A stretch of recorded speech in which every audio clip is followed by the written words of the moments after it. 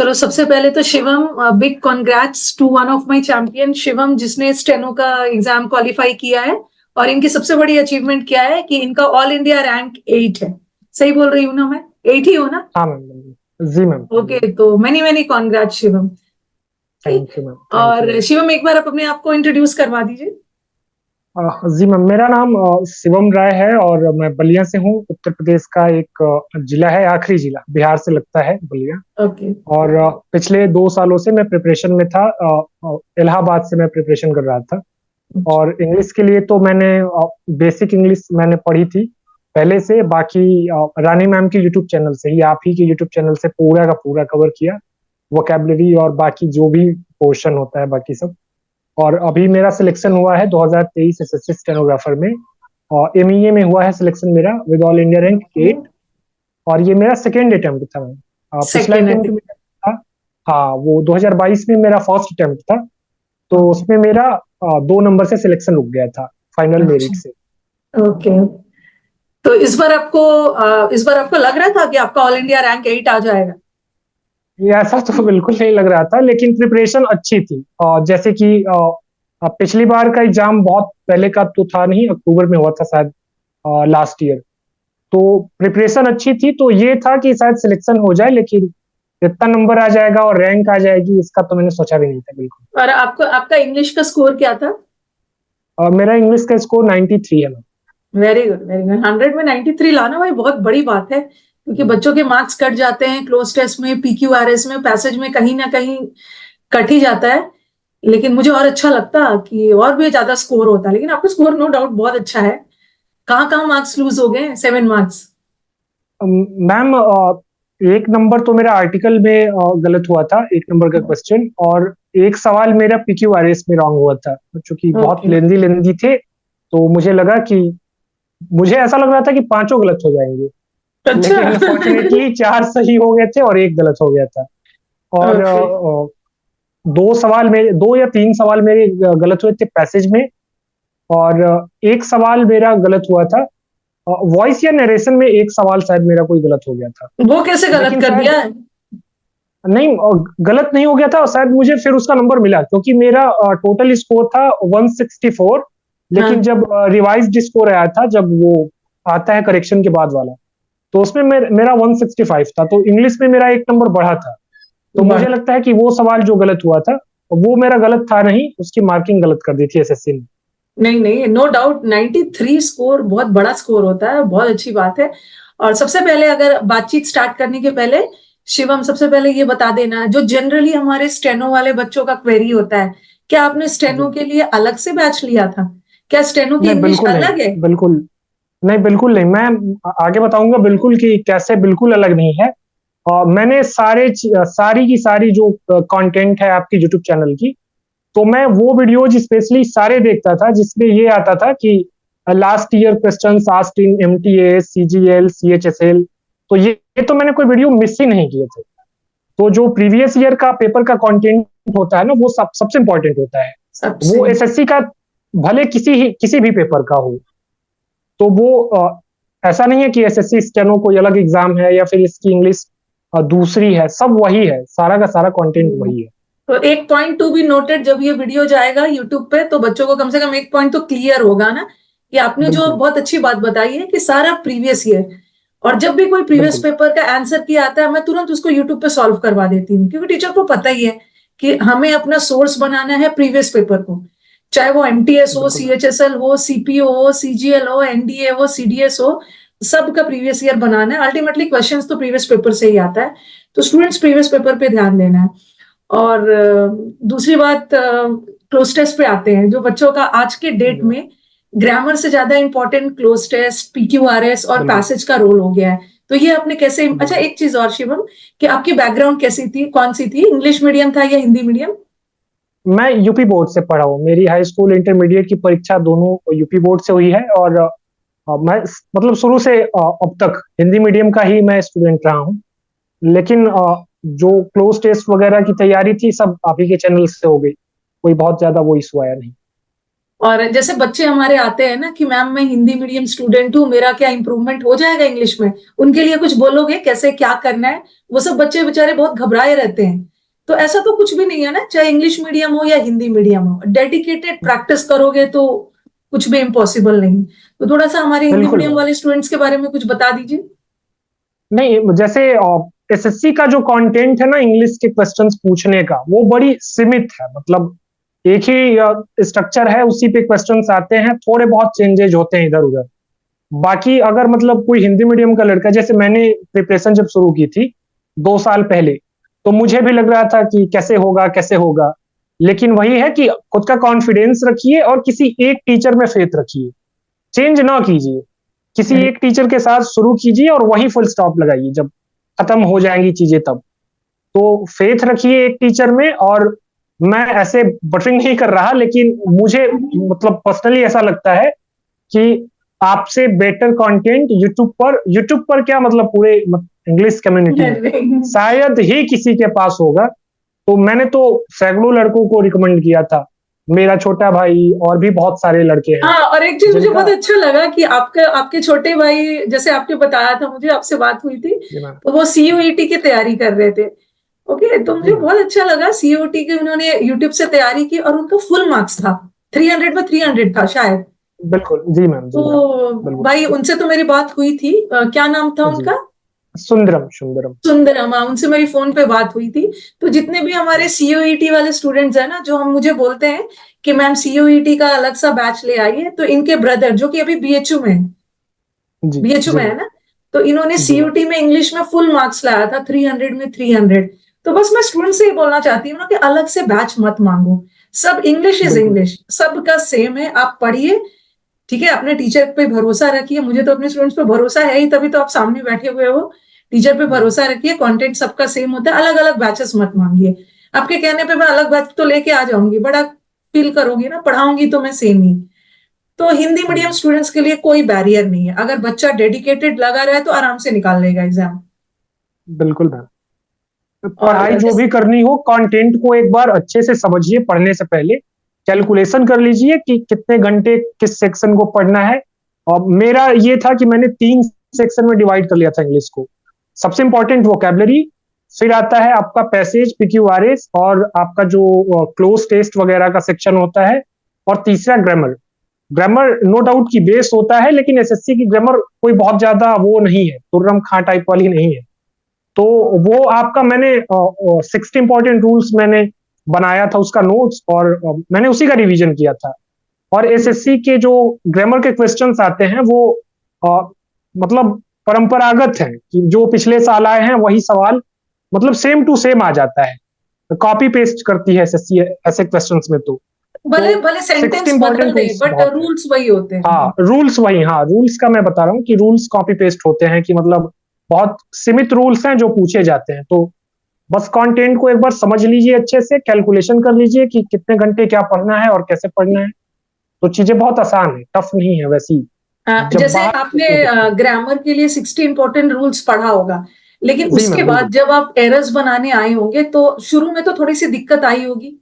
बिल्कुल। बिल्कुल मैं जैसे शुरू में जब था तो मैं चैप्टर वाइज एरर्स बनाता था। जैसे आपके जो वीडियोज हैं चैप्टर्स वाइज, एडजेक्टिव के, एडवर्ब के, तो मैं पहले वो बनाता था।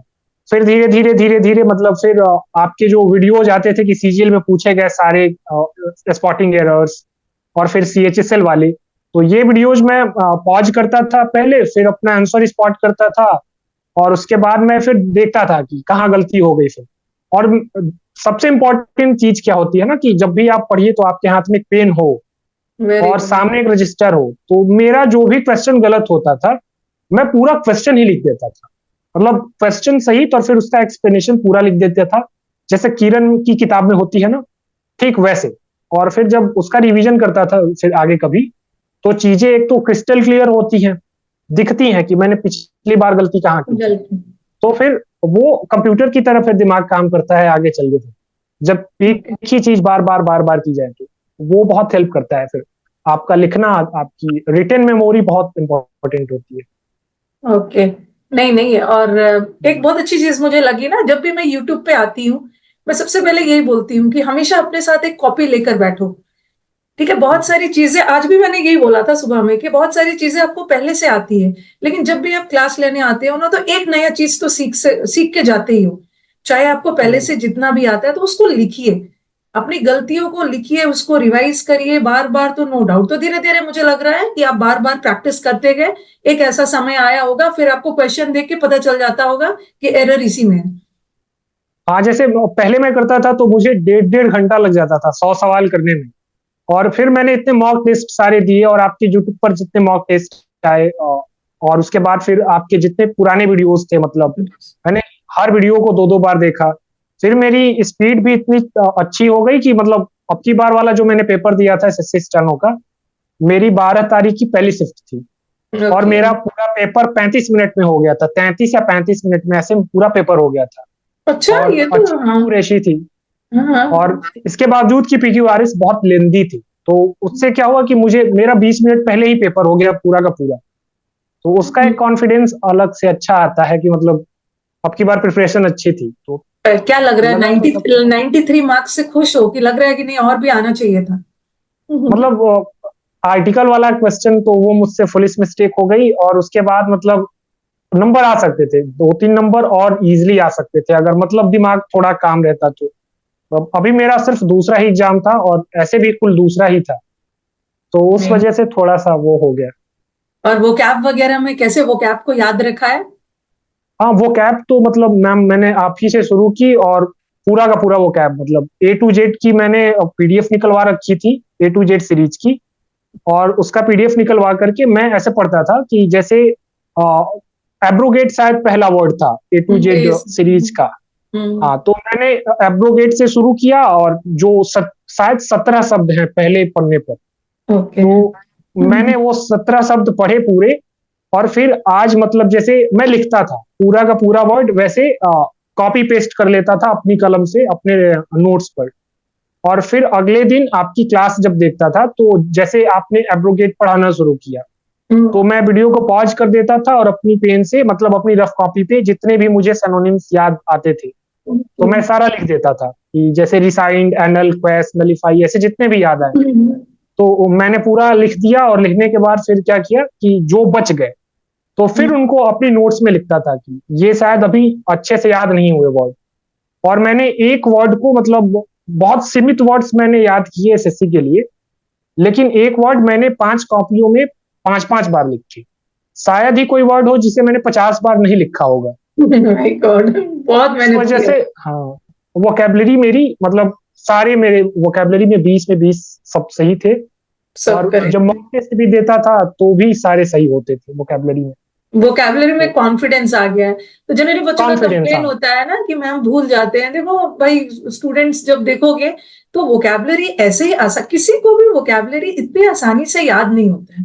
वोकैबुलरी एक के चीज मैं पीछे बच्चों की हाँ, मेहनत है। हाँ बोलिए। एक चीज मैम ऐड करना चाहूंगा जरूर। जैसे खुद के साथ जब मैं वोकेबलरी खुद से पढ़ता था, तो हम्म। उतना कॉन्फिडेंस मुझे नहीं आता था। लेकिन जब आपके साथ पढ़ता था कि जैसे मैंने कोई आपने डाला कि सीएचएसएल में पूछे गए ये सारे वोकेबलरी, सिनोनिम्स, एंटोनिम्स, तो जब आपके साथ पढ़ता था और जो आपका टोन होता था याद कराने वाला वोकेबलरी, वो इतना अच्छा था कि मतलब वो बहुत कॉन्फिडेंस लाता था। ऐसा लगता था कि सारे वर्ड्स याद हो गए। और ऐसे सड़क पे चलते समय या फिर कहीं बैठे बैठे तो भी दिमाग में गाना नहीं, वोकेबलरी ही आती थी। बहुत तो अच्छी बात है। ये मतलब चीज आपने, you fall in love with English, मतलब आपने हाँ इंग्लिश को बिल्कुल। बहुत शिद्दत से पढ़ा। और नो डाउट स्टेनो हाँ, के लिए ना, स्टेनो में तो सारा रोल ही है इंग्लिश का। मतलब इंग्लिश नो का डाउट बिल्कुल। रीजनिंग जीएस भी है, लेकिन वेटेज तो इंग्लिश का ही ज्यादा है। बिल्कुल मैम बिल्कुल। और इंग्लिश तो इसलिए भी इम्पोर्टेंट है ना कि जैसे 200 का पेपर है और 100 नंबर की इंग्लिश है, और ये स्कोरिंग सब्जेक्ट है, क्योंकि एसएससी के इंग्लिश में अगर आपने स्कोर नहीं किया तो फिर थोड़ा सा मतलब आपको बाद में पछतावा होगा। तो इसलिए बहुत इंपॉर्टेंट है कि सीमित सा कंटेंट है, अच्छे से पढ़ लीजिए मतलब एक बार, तो फिर आप अच्छा स्कोर कर ले जाएंगे फिर इंग्लिश में। और बहुत ज्यादा ना रिसोर्सेस के पीछे मत भागिए। अपने बिल्कुल रिसोर्सेस को बिल्कुल। लिमिटेड रखिए और बार बार रिवीजन करिए, वहीं से आएगा। बिल्कुल वही मैंने आपको अभी बताया 1 मिनट पहले मैम कि जैसे सीमित कंटेंट पढ़िए। वोकेबलरी मैंने बहुत कम पढ़ी है, लेकिन एक ही चीज को बार बार बार बार पढ़ी है। रिवीजन किया। हाँ, तो उससे क्या हुआ कि मेरा एक तो जैसे कि बहुत सारे वर्ड्स भी याद हो गए, और जो याद हो गए थे वो फिर कहीं मिस्टेक नहीं हुआ उनमें, और मॉक टेस्ट में कुछ नए नए वर्ड्स मिलते गए तो वो भी याद होते गए, तो फिर हो गया, फिर पेपर में अच्छा हो और गया। आपका आपका तो मिनिस्ट्री ऑफ एक्सटर्नल अफेयर्स मिला है, तो आप तो आओगे दिल्ली ही। ठीक है, तो श्योर जब मैम, बिल्कुल। दिल्ली आओगे तो अपने नोट्स जरूर लेके आना, जैसे आप बता रहे हो। बिल्कुल। एक बार मैं आपका बिल्कुल मैम। नोट्स देखूंगी, उसको दिखाऊंगी बच्चों मैं की भाई जरूर मेहनत दिखाता होती है। हूँ, बिल्कुल मैम, मैं अपना नोट्स दिखाता, लेकिन अभी मैं गांव आ गया हूँ, तो ओके। अनफॉर्चुनेटली मेरे नोट्स मेरे पास है नहीं, नहीं तो मैं दिखाता जरूर, सारा और यूट्यूब का नोट्स है। और पेरेंट्स का क्या रिएक्शन था? पापा मम्मी दादाजी सब बहुत खुश हैं, बहुत खुश हैं बहुत सब। खुश है। पहली नौकरी है घर में, तो सब लोग बहुत खुश हैं।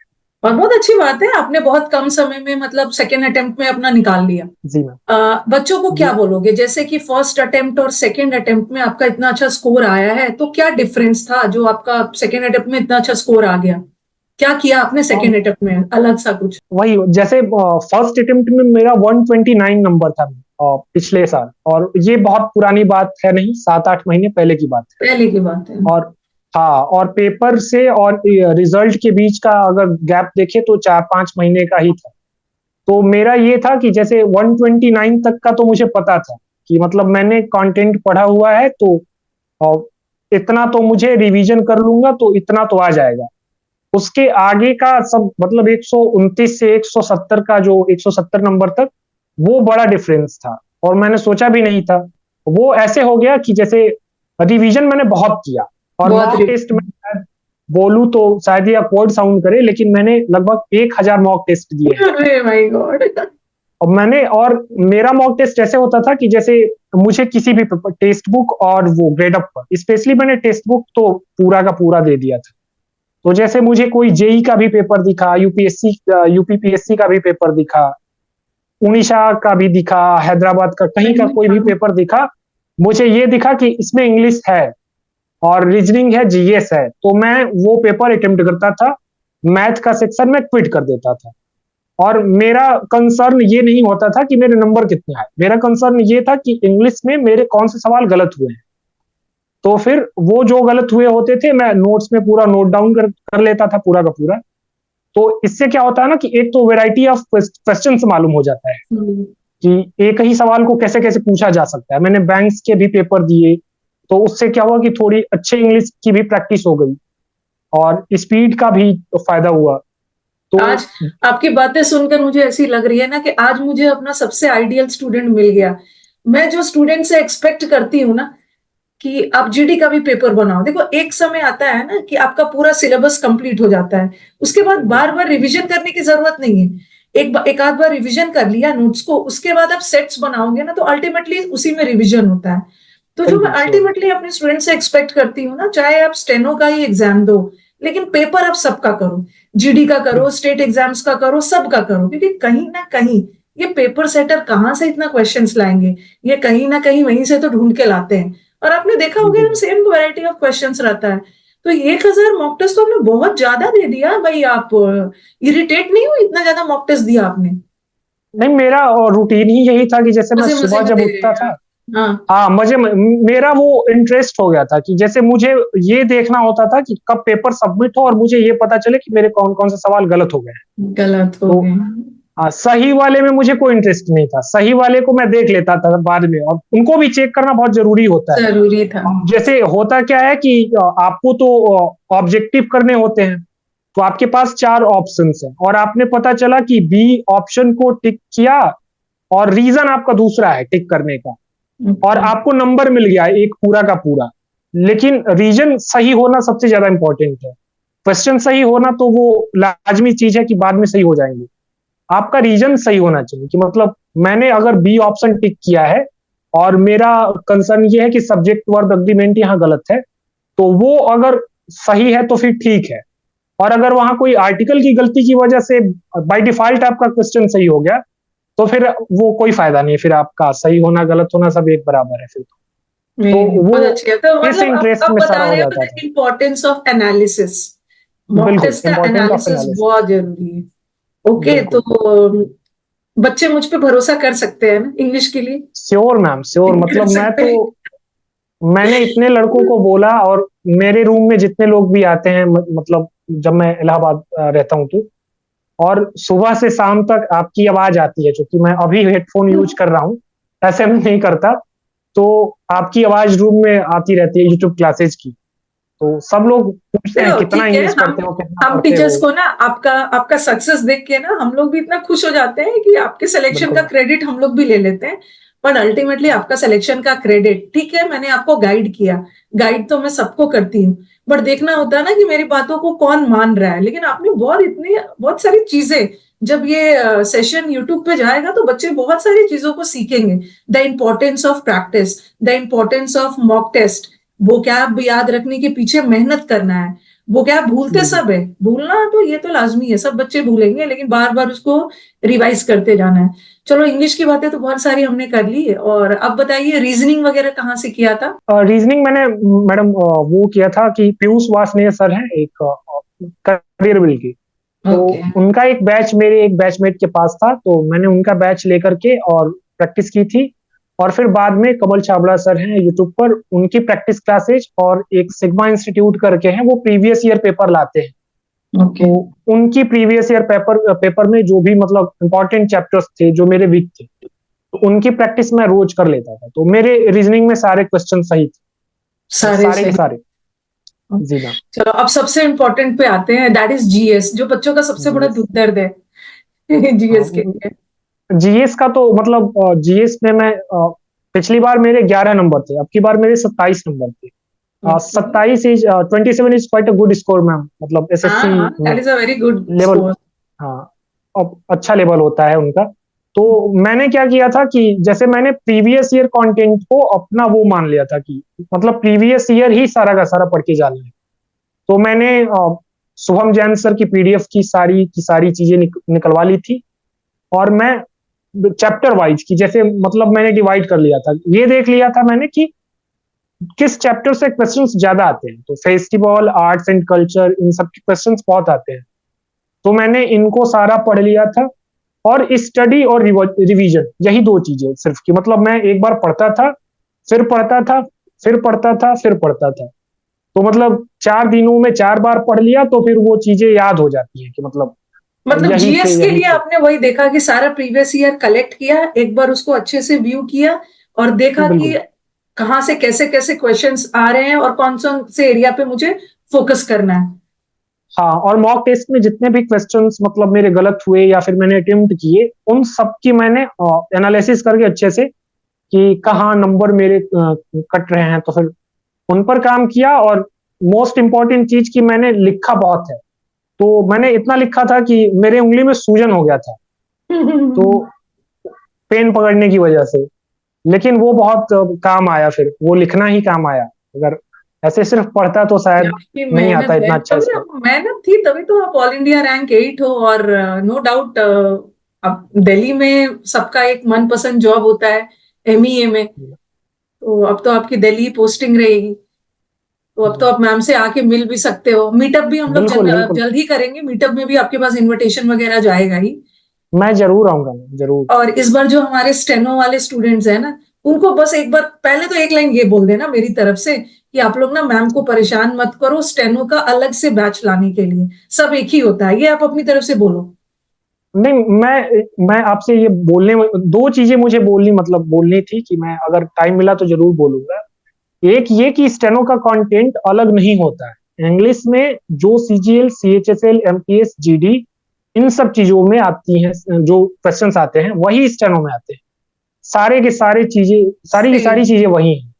और दूसरा, अभी मतलब मैं जब आपको फोन करने वाला था तो मुझे थोड़ा सा ये संकोच था कि शायद आप मुझे पहचाने ना, क्योंकि मैं कभी कमेंट नहीं करता था। तो सबसे मतलब एक रिक्वेस्ट ये भी करूंगा कि कमेंट बहुत ज्यादा अच्छी चीज नहीं है। जैसे आपका कोई डाउट है तो पूछना, बहुत अच्छी बात है। लेकिन फिजूल का कमेंट करना या फिर ऐसे करना, हाथ में पेन रखिए, सामने कॉपी, लिखते रहिए, वो बहुत काम आएगा फिर। तो मैंने कभी कमेंट नहीं किया था, तो मुझे इस वजह से संकोच था कि शायद मेरा नाम नाम ना जानती हूँ। अरे भाई मैं बच्चों को बोलती हूँ ना कि अरे कमेंट में क्या रखा है, आप डायरेक्टली हम लोग जूम मीटिंग करेंगे, डायरेक्टली हम लोग मीटअप में मिलेंगे, ये सब बच्चे कमेंट्स में मैं तो अपनी तरफ से समझाती हूँ।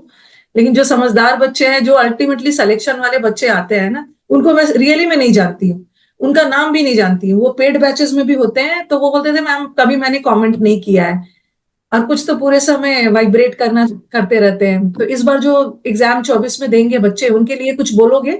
आपको लगता है ना एक यूएसपी, कुछ एक्स फैक्टर जो आप में था, बच्चों को गाइड करना चाहोगे कि ये करो, तुम्हारा सिलेक्शन कभी नहीं रुकेगा, पक्का होगा, कुछ गाइड करना चाहोगे? वही है कि मतलब अगर आप अगर आपका कोई स्टूडेंट हो तो दो बेस्ट तरीके हैं। सबसे बेस्ट तरीका है कि अगर आपका कोई बैच ले ले तो बैच लेने का तो बेस्ट बेस्ट इसलिए हो जाता है ना कि कंटेंट आपको एक क्रमशः ऑर्डर में मिल जाते हैं, तो फिर आपको बहुत ज्यादा मेहनत नहीं करनी पड़ती है। और यूट्यूब पर इतना सारा कंटेंट है, मतलब English with Rani ma'am channel पर इतना सारा कंटेंट है कि मतलब यूपीएससी की इंग्लिश हो तो वो भी निकल जाए फिर तो उसको आप ऑर्डर से पढ़िए। उसके भी कई सारे वीडियोस आपने डाले हैं मैम कि कैसे पढ़ने हैं, हाँ, अब तो तो मैंने वो पढ़िए। बना और दिया है, पूरा हाँ, लिंक अलग अलग डाल दिया है। और क्लोज टेस्ट को बिल्कुल मतलब अंडरएस्टिमेट ना कीजिए, क्योंकि 20 नंबर के आते हैं एसएससी स्टेनो में। और वो एक ऐसा सेक्शन है ना कि अगर आपने थोड़ा सा गलत आइडिया ले लिया तो फिर आपके एक नहीं पांचों के पांचों गलत हो सकते हैं पांचों। क्वेश्चंस एक क्लोज टेस्ट के। तो फिर वो 20 नंबर का है, बड़ा सेक्शन है, उसको मतलब अच्छे से पढ़ा जाए। पैसेज बहुत इंपॉर्टेंट है, और ग्रामर से ज्यादा मतलब इंपॉर्टेंस मिलनी चाहिए वोकैबुलरी को, और रीडिंग कॉम्प्रिहेंशन देखो को। कई बच्चे ना 40-50 के स्कोर में स्टक हो जा रहे हैं, इसका मतलब है कि उनका सारा नंबर वो लूज कर रहे हैं क्लोज टेस्ट, पीक्यूआरएस और बिल्कुल मैम, क्लोज टेस्ट बिल्कुल। में। तो उस पर फोकस तो करना होगा। शुरू में नहीं बनता है, लेकिन मन मार के बनाना है। शुरू में थोड़ा सा आप थोड़ा सा मन मार के बनाएंगे ना, फिर धीरे धीरे जब आपका स्कोर बढ़ने लगेगा तो आपके अंदर कॉन्फिडेंस आने लगेगा। बिल्कुल, मैं क्लोज टेस्ट का ऐसे करता था कि जैसे आपका क्लोज टेस्ट का कोई वीडियो आया तो मैं जैसे पॉज कर लेता था और फिर हम्म। खुद पढ़ा, और फिर पांचों का मैंने आंसर राइट डाउन किया, और फिर वीडियो प्ले करता था, फिर एक्सप्लेनेशन सुनता था पूरा कि मतलब अगर मेरा कोई गलत हो गया तो कहाँ गलत हो गया। हाँ हाँ हाँ। सही हुए तो मैंने जो सोचा था उसी वजह से सही हुए कि नहीं हुए। तो आपकी जो एक्सप्लेनेशन है वो तो मतलब बेस्ट थी, मतलब उसका तो कोई वो है ही नहीं। तो वो बहुत काम आएगा। क्लोज टेस्ट की जितनी सारी वीडियोज हैं सब देख लिया जाए तो फिर क्लोज टेस्ट में नंबर कहीं कटेगा ही नहीं। कहते हैं। बहुत सारा क्लोज टेस्ट का अभी वीडियोज अभी है। तो बहुत अच्छा लग रहा होगा ना कि मतलब एक बार सिलेक्शन हो गया है, तो अब सारा चीज जी से मैम। छुटकारा मिल गया, क्लोज टेस्ट, पीक्यूआरएस, ग्रामर वगैरह। तो अभी क्या कर रहे हो? कल ही रिजल्ट आया है ना? हाँ, कल ही रिजल्ट आया मैम, लेकिन मैं अभी गांव आ गया था 10 दिन पहले ही।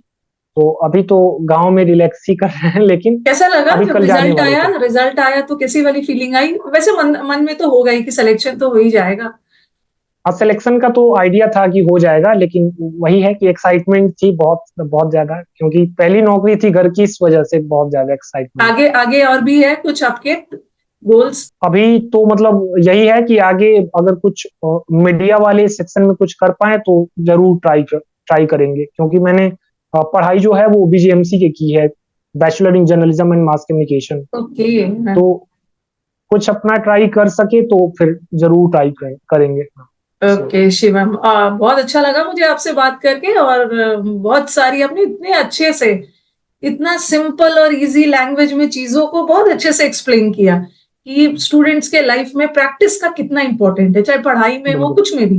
प्रैक्टिस करोगे तो कोई भी चीज ना आपके लिए इम्पॉसिबल नहीं है। टाइम लगता है थोड़ा सा, बट सीख जाओगे। कुछ बोलना चाहोगे और? और क्या ही बोले मैं, मतलब एक चीज बोलनी थी कि मैंने आपको थोड़ा सा, जैसे कभी कभी ये अपराध बोध भी होता है कि बिना फीस दिए सब कुछ पढ़ लिए अरे, ये तो आपने क्या बोल दिया? अपराध बोल दिया?